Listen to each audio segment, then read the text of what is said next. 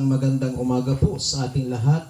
Atin na pong papakinggan ang salita po ng ating Panginoon na matatagpuan po sa aklat ng 1 Timothy chapter 6 verse 12. Basahin ko po sa New International Version. Ang sabi po dito, "Fight the good fight of the faith. Take hold of the eternal life to which you were called when you made your good confession in the presence of many witnesses." Sa magandang balita Biblia, ipaglaban mo ng mabuti ang pananampalataya. Panghawakan mo ang buhay na walang hanggan. Dahil diyan ka tinawag ng Diyos nang ipahayag mo sa harap ng maraming saksi ang iyong pananalig kay Kristo. Mula sa talatang ito, ay nais ko pong bigyan ng paksa ang mensahe ng Panginoon. Kukunin ko doon sa verse 12a nang sabi niya, "Fight the good fight of faith." Ipaglaban ng mabuti ang iyong pananampalataya. Sa buhay po natin bilang isang Kristiyano, ang ating pong buhay ay punong-puno ng mga struggles. Punong-puno ng mga pagsubok. Punong-puno ng mga problema. But not all struggles, but not all problems are meaningful. Everyone is fighting something. Lahat tayo ay may pinaglalabanan. Marahil ito po ay stress, marahil ito po ay fear, marahil ito po ay temptation, or marahil ito ay isang physical na karamdaman. Pero ang katotohanan, tayo po ay nakikipaglaban sa isang bagay. But the question is, are you fighting but what are you fighting for? Sa iyong pakikipaglaban, ano ba ang iyong ipinaglalaban? Kung titingnan po natin sa 500 peso bill, nakalagay doon na the Filipino is worth dying for. Ang Pilipino daw, ang sabi ni Dilate Ninoy Aquino, the Filipino is worth dying for. Na ang Pilipino ay napakadakila na mamatay para sa kanyang bayan at para sa kanyang kapwa Pilipino. But bilang isang mananampalataya, tayo nga po ay lumalaban, tayo nga po ay nakikipagbaka, but ano ba yung ipinaglalaban po natin? Saan ba tayo nakikipaglaban bilang isang mananampalataya? Kung babasahin po natin dito sa ating binasa, si Apostol Pablo ay hinihikayat niya ang mga mananampalataya to engage in a purposeful, in a spiritual fight, that is the fight of faith. Inanyayahan tayo ni kapatid na Pablo na sumali sa isang makabuluhan na isang espiritual na pakikipaglaban at ang pakikipaglaban ng ating pananampalataya. At tinatawag ni Apostol Pablo ang bawat isa na ang pakikipaglaban, ang spiritual fight na tinutukoy dito or yung fight, the good fight of faith is not optional but it is essential. Hindi pipiliin mo na kailangan mong makipaglaban sa iyong pananampalataya, but ito po ay napakahalaga na dapat marunong tayo na tayuan, tindigan yung ating pinaniniwalaan, yung ating pananampalataya sa ating pong Panginoon. At dito po sa ating binasa, makikita po natin dito na ini-encourage po o pinagsasabihan ni kapatid na Pablo ang bawat mananampalataya. Are you fighting the good fight of faith in our daily lives? Nakikipaglaban ka ba o ipinaglalaban mo ba ang iyong pananampalataya sa araw-araw nating pamumuhay? There are biblical steps to fight the good fight of faith. Titingnan po natin dito yung tinutukoy ni Apostola Pablo. Sa verse 12a, ang sabi niya dito, fight. Ipaglaban, sabi ni Apostol Pablo. Titingnan po natin, the reality of the fight. Ang katotohanan ng pakikipaglaban. Bilang isang mananampalataya, hindi po tayo exempted sa ganitong pakikipaglaban. Ang sabi nga po ng Bible, we are in a spiritual battle. Yung pakikipaglaban po natin ay hindi physical, but ang pakikipaglaban po natin is spiritual against the principalities of the air. Hindi natin nakikita yung ating mga kalaban because they are spirit. They are the fallen angels. Ang ating kalaban ay si Lucifer o si Satanas. Hindi natin sila nakikita. Kakalabanin natin sila sa pamamagitan ng spiritual battle. Napakaliwanag po yung sinabi ng Ephesians chapter 6 verse 12.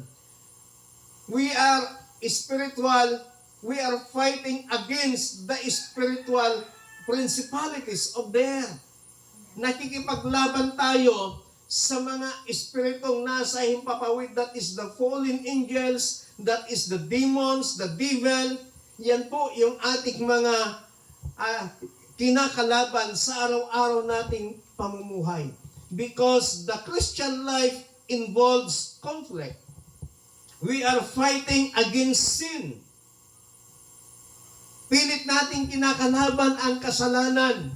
Paano natin kinakalaban ang kasalanan? Na ginagawa natin ang lahat ng ating makakaya para hindi makagawa, hindi makapag-commit ng kasalanan sa harapan ng ating Panginoon. Lahat ng ating alam, lahat ng ating pisikal na kalakasan, pilit nating ginagawa para hindi tayo makapag-commit ng kasalanan because we are fighting against sin. We are against sin. We are fighting against temptation. Sa araw-araw nating buhay, ang dami yung mga temptasyon. Ang dami yung mga tukso. Kaya pilit nating nilalabanan sa abot ng ating makakaya. Na sa sarili nating lakas, sa sarili nating karunungan, hindi natin kayang paglabanan ito, hindi natin kayang pagtagumpayan ito. But because of the power of God na ibinigay niya sa atin, na pagtatagumpayan natin ito. Nagpapakita lamang at nagpapatunay lamang na meron tayong pakikipagbaka, meron tayong pakikipaglaban. We are against spiritual opposition. Tayo po ay nakikipaglaban sa mga spiritual na oposisyon. Kasi lahat ng ating ginagawa para sa gawain ng Panginoon, lahat ng ating ginagawa para sa ikapupuri ng pangalan ng ating Panginoon, meron pong mga spiritual na nag-uupos, meron pong mga spiritual na kumukontra, na hindi po natin nakikita. Ito pong sinasabi ng Ephesians chapter 6 verse 12. O ulitin ko po, for our struggle is not against flesh. We are not fighting against flesh and blood, but we are fighting against the rulers, against the authorities, against the powers of the darkness, and against the spiritual forces of evil in the heavenly realms. Hindi tayo nakikipaglaban sa pisikal na may dugo. But nakikipaglaban tayo sa mga namumuno, sa mga may kapangyarihan, sa kalangitan. They are the spiritual forces of evil. Doon po tayo nakikipaglaban. Matatandaan po ba natin noong si Daniel ay nanalangin sa Panginoon? Yung kanyang panalangin, tinugon ng Diyos. Pero may humatlang para hindi makamit ni Daniel yung tugon ng kanyang panalangin. Nung inutusan ng Diyos si Angel Gabriel upang dalhin yung katugunan ng panalangin ni Daniel, hinadlangan po siya ng mga fallen angels, ng mga spiritual authorities sa kalangitan. Kaya nakipaglaban si Angel Gabriel. At nung makita siya ni Angel Michael, tinulungan siya. At ang sabi ni Angel Michael nung dumating, sabi niya, sige, pumunta ka na kay Daniel. Dalhin mo na yung katugunan ng kanyang panalangin at ako nang bahala dito.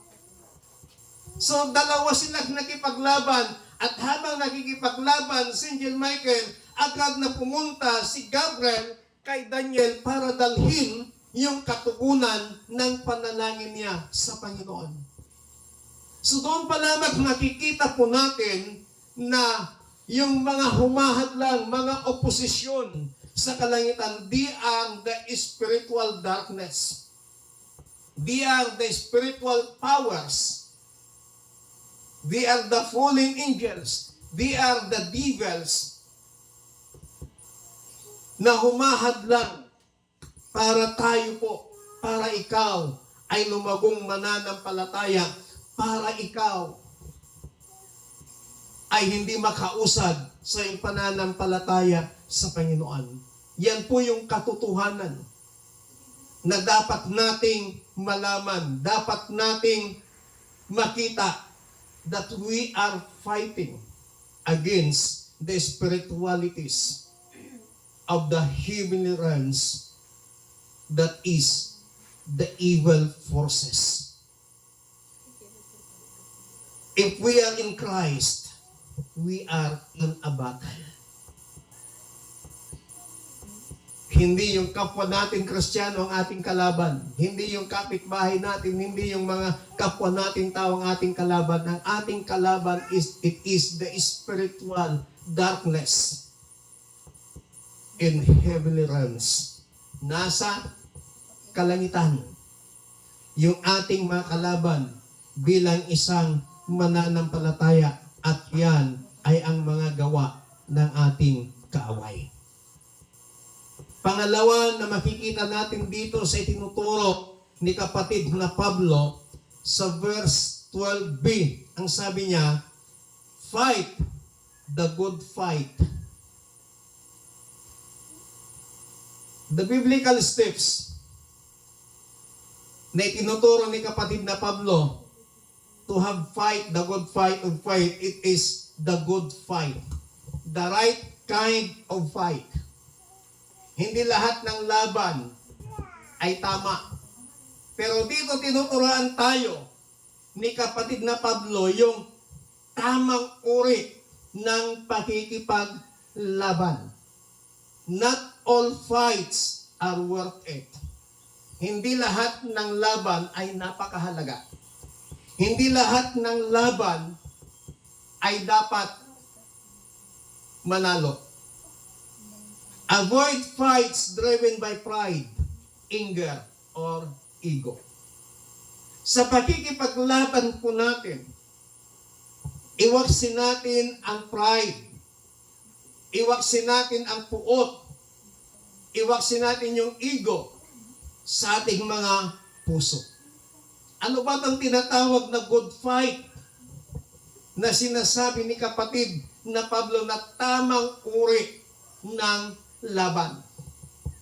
Kapag tayo po ay isang mananampalataya, kahit anong gawin natin, hindi natin kayang dayain ang spirituality's darkness, yung mga evil forces. Hindi natin sila kayang linlangin, hindi natin sila kayang dayain. But Papaano natin sila lalabanan? Tinuturuan tayo dito ni kapatid na Pablo ng tamang uri ng paglaban. Ang sinabi niya, the good fight. Ano ba tong good fight na ito? The good fight is for truth. Ang tamang pakikipaglaban ay para sa katotohanan. Na dapat alam natin yung katotohanan mula sa salita ng Panginoon. Alam natin ang katotohanan ay ang Diyos. Dapat kaya nating ipaglaban ito. Kaya nating ipagtanggol ito sa pamamagitan ng katotohanan. Ano pong sinasabi ng Biblia? And you shall know the truth, and the truth shall set you free. At inyong makikilala ang katotohanan, at ang katotohanan ang magpapalaya sa inyo. The good fight is for truth. Ang tamang pakikipaglaban ay para sa katotohanan. Katotohanan na ikaw ay anak ng Diyos. Katotohanan na ang Panginoong Jesucristo ang ating tagapagligtas. Katotohanan na ikaw ay tinubos ng Panginoon sa pamamagitan ng kanyang banal na dugo na nabuhos doon sa krus ng Kalbaryo. The good fight is for righteousness. Ang tamang laban ay para sa katuwiran at kabanalan. Tandaan po natin, nung nilikha ng Diyos ang tao, yung kaanyuan ng Panginoon, inilagay niya sa tao. Nilikha ng Diyos, ang sabi ng Biblia, ayon sa kanyang wangis at anyo. Pero ang sinasabi ng iba, kamukha daw natin ng Diyos. No, hindi po natin kamukha ang Panginoon. Ang sinasabi doon, that we are created by God according to His own image and likeness.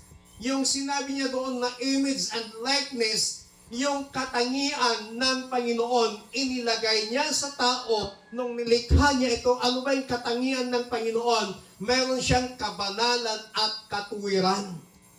So yun po yung inilagay ng Panginoon sa tao nung kanyang nilikha. Kaya hindi po natin kamukha ang Diyos. Yung kanyang kabanalan at katuwiran. At dahil nagkasala ang tao, yung katuwiran na yun, yung kabanalan na yun, na nasa tao ay nawala. Because of sin. Kaya nga, sinasabihan tayo ni kapatid na Pablo na yung good fight na gagawin po natin ay para sa katuwiran, para sa kabanalan. Sa buhay natin bilang isang mananampalataya, sisikapin nating mamuhay, sisikapin nating mabuhay na may katuwiran, na may kabanalan sa harapan ng ating Panginoon. Sasabihin nila, oh, banal na yan. But ang sabi ng Bible, without holiness, no one can see God. Kaya napakahalaga yung kabanalan. Kaya bilang isang mananampalataya, gamitin po natin yung mabuting pakikipaglaban sa kabanalan, sa katwiran. And then, sa pamamagitan ng ating pananampalataya. The good fight is for your faith, para sa ating pananampalataya. We must fight the battles that honors God. Makipaglaban tayo na nagbibigay parangal at papuri sa ating Panginoon. Na hindi tayo makikipaglaban para ikaw ang mapapurihan. Hindi tayo makikipaglaban para ikaw ay kilalanin. But makikipaglaban tayo laban sa kasamaan, laban sa evil forces of the devil, para sa kapurihan ng Panginoon. Na habang pinupuri mo, habang itinataas mo ang dakilang pangalan ng Diyos, habang isinisigaw mo ang salitang hallelujah, habang ikaw ay nagpupuri sa Panginoon, habang ikaw ay umaawit ng mga papuring awitin sa Panginoon, habang ikaw ay nagbabasa ng kanyang masalita, habang ikaw ay nananalangin, ang evil forces ay lumalayo sa iyo. Di nyo ba alam na even praise and worship, yung pag-awit ng mga awiting papuri sa Panginoon, can destroy enemies? Marami na hong nagpatunay niyan sa Biblia that they can destroy enemies sa pamamagitan lamang ng kanilang pag-aawitan sa Panginoon. Kaya napakahalaga na tayo ay marunong magbigay papuri sa Panginoon. Napakahalaga na tayo ay marunong magbigay parangal sa ating Panginoon. Dahil kapag ginagawa po natin yon, the evil forces of the enemy, the evil forces of the devil, the evil forces of Satan, hindi kanila kayang galawin because you are protected by the blood of Christ. Palakpakan natin ang Panginoon. Pangatlo na makikita po natin dito na sinasabi ni kapatid na Pablo sa verse 12c. Ang sabi niya dito, fight the good fight of the faith. Makikita naman natin dito yung the power for the fight. Yung kapangyarihan para sa pakikipaglaban. Hindi natin sila nakikita. They are powerful. But ang sabi ni kapatid na Pablo dito is fight the good fight of faith. So mayroong kapangyarihan yung pakikipaglaban natin against the principalities of the air, against the devil forces na nasa kalangitan. Ano ba yon? A victory comes through faith. Tandaan po natin na ang pagtatagumpay ay nanggagaling sa pamamagitan ng ating pananampalataya sa Panginoon. Trusting God's Word, yung pagtitiwala, pananampalataya natin sa salita ng ating Panginoon. Ang sabi ng Bible, sa 1 John chapter 4, for greater is He than he that is in the world. Higit na mas makapangyarihan yung nasa sa atin kaysa sa nasa sanlibutan ito. Sino ba yung nasa sa atin? Walang iba kundi ang ating Panginoong Jesucristo. Siya ay nananahan sa ating puso. Siya ang kumukontrol sa ating buhay. At inilagay pa niya ang kanyang banal na Espiritu. Sinilyuhan pa tayo ng kanyang banal na Espiritu. Kaya yung bagay na meron tayo ay higit na mas makapangyarihan kaysa sa bagay na nandito sa sanlibutan. Ibig sabihin, higit tayong mas may kapangyarihan kaysa Satanas.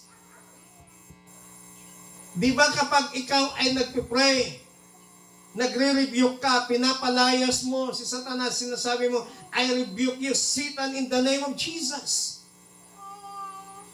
Yung paggamit pa lang natin ng salita ng Panginoon, takot na si Satanas. Kapag nagpipray ka ng may sakit, ipinapanalangin mo, I declare healing in Jesus' name. Pinapalayas mo ang sakit, nagdideklara ka ng kagalingan sa pangalan ni Jesus. Hindi ikaw ang nagpapagaling, but the name of Jesus. Hindi ikaw ang nagpapagaling, kundi ang ating Panginoong Jesus. Because there is power in the Word of God. There is power in the name of Jesus. Sa pagbanggit pa lang natin ng in Jesus' name, natataranta na ang demonyo, natataranta na ang kaaway, natataranta na si Satanas when you speak the name of Jesus. Kaya pagtiwalaan natin yung salita ng Panginoon. paniwalaan natin yung salita ng Panginoon. Pangalawa, believing His promises. Paniwalaan natin yung mga pangako ng Panginoon. Ang sabi ng Panginoong Hesus sa kanyang mga disipulo, nung siya'y aakyat na, babalik na sa langit, ang sabi niya, higit na mas matindi ang inyong magagawa na wala ako kaysa kasama ninyo ako. Ibig sabihin, yung full authority, ibinigay na sa mga disipulo. Yung full authority, yung kapangyarihan, ibinigay na ng Panginoon sa kanyang mga disciples, sa lahat ng mga mananampalataya sa Kanya. Andun na yung full authority, andun na yung kapangyarihan, kaya paniwalaan natin yung salita ng Panginoon. Paniwalaan natin yung pangako ng Panginoon. Next, magdepende tayo sa kalakasan ng Panginoon. Yung inawit natin kanina, ikaw ang lakas sa akin. Huwag tayong magdepende sa sarili nating lakas. Magdepende po tayo sa kalakasan ng ating Panginoon. Dahil siya ang nagbibigay ng ating pisikal na lakas. Siya ang nagbibigay ng ating espiritual na kalakasan. Kaya huwag tayong magdepende sa sarili nating kakayanan, but we depend on the strength of God. Faith is our greatest weapon. Ang pananampalataya ang ating pinakadakilang armas laban sa spiritualities of the air. Number 4 na sinabi dito ni kapatid na Pablo, fight the good fight of faith.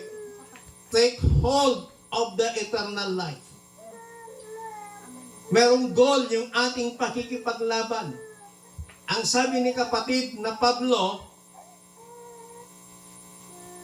panghawakan mo ang buhay na walang hanggan. Meron tayong goal. The goal of the fight is kailangan panghawakan natin yung pangwalang hanggang buhay. The goal is eternal, not temporary. Yung layunin natin yan ay hindi lamang temporaryo, kundi pangwalang hanggan. Nasa atin na yung kaloob ng Panginoon na buhay nung tinanggap natin ang Panginoong Jesucristo bilang Panginoon na tagapagligtas ng ating buhay. Ang sabi niya doon, hindi mapapahamak kundi magkakaroon ng buhay na walang hanggan. Kaya yun yung goal natin, panghawakan natin yung buhay na walang hanggan. Sapagkat ang ating tunay na tahanan is not on this earth, but doon sa lugar na inihanda ng ating Panginoon, at doon natin makakamit yung buhay na walang hanggan, hindi po dito sa ibabaw ng lupa. Kaya habang nandito tayo sa ibabaw ng lupa, tayo po ay nakikipaglaban sa iba't ibang aspeto ng ating mga buhay. We are full of challenges, struggles in life. But we must stay faithful to God. Manatili tayong tapat sa Panginoon, na kahit anumang struggles, na kahit anumang pinagdadaanan natin sa buhay, na kahit anumang mabibigat na pagsubok, kahit anumang mabibigat na problema sa ating mga buhay, manatili tayong tapat sa Panginoon. Yun yung panghawakan po natin, na kapag nananatili kang tapat sa Panginoon, pinanghahawakan mo yung buhay na walang hanggan. Kinakailangang tapusin natin ang labang ito ng matatag, malakas. Until the finish line, until na dumating ang ating Panginoong Jesucristo, kinakailangan tayo po ay nagpapatuloy na naglilingkod, nagpapatuloy na nagpupuri, nagpapatuloy na nagbibigay karangalan sa ating Panginoon. Hindi lamang pang ilang buwan ka lamang na magiging aktibo, hindi lamang pang ilang taon ka lamang na magiging aktibo sa paglilingkod sa Panginoon, but until na dumating ang ating Panginoon, dapat aktibo tayo na naglilingkod, nagpupuri sa ating Panginoon. Dahil hindi natin alam kung kailan darating ang ating Panginoong Hesus. Only God knows. But even the angels, hindi nila alam kung kailan darating ang ating Panginoong Hesus. Kaya nga tayo pinaghahanda lagi ng ating Panginoon para anytime na dumating siya, madatnan niya tayong nakahanda lagi. Kaya sa ating paglilingkod sa Panginoon, tapusin natin ang pakikipaglabang ito sa buhay na nandito sa ibabaw ng lupa hanggang sa maratnan tayo ng ating Panginoon. Panglima at ang panghuli na makikita po natin dito, the endurance in the fight. Meron din pong pagtitiis sa pakikipaglaban. The fight requires perseverance. Sometimes nakakaranas din tayo ng hardship. Kakaranas tayo ng iba't ibang hirap.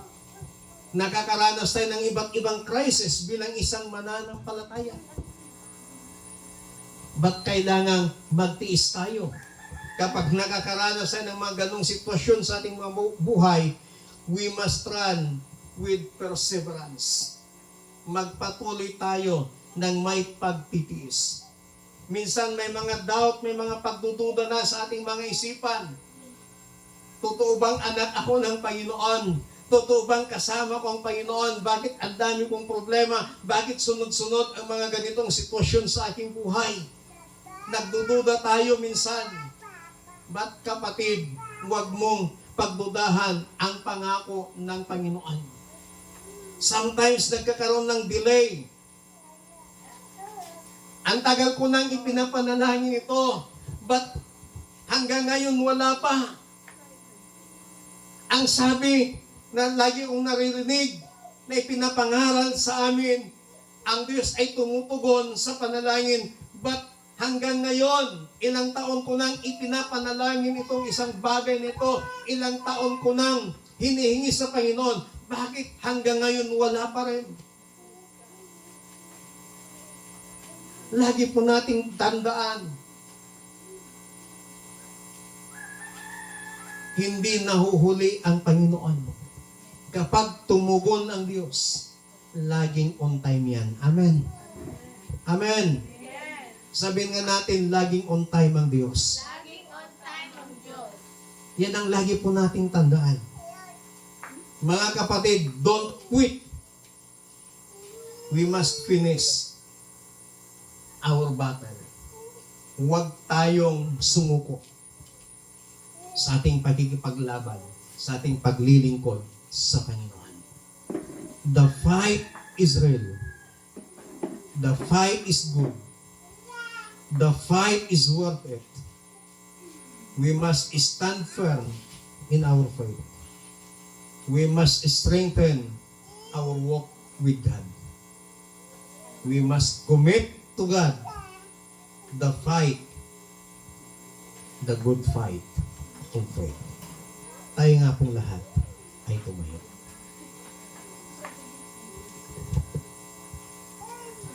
Mga kapatid, ang sabi ng salita ng Panginoon, fight the good fight of faith. Ipaglaban natin ang ating pananampalataya. I don't know kung anong mga struggles mo ngayon sa iyong buhay. I don't know kung ano yung mga pinagdadaanan mo ngayon sa buhay. I don't know your fears. But this morning, sabi ng Panginoon, fight the good fight of faith. Don't quit. huwag kang sumuko.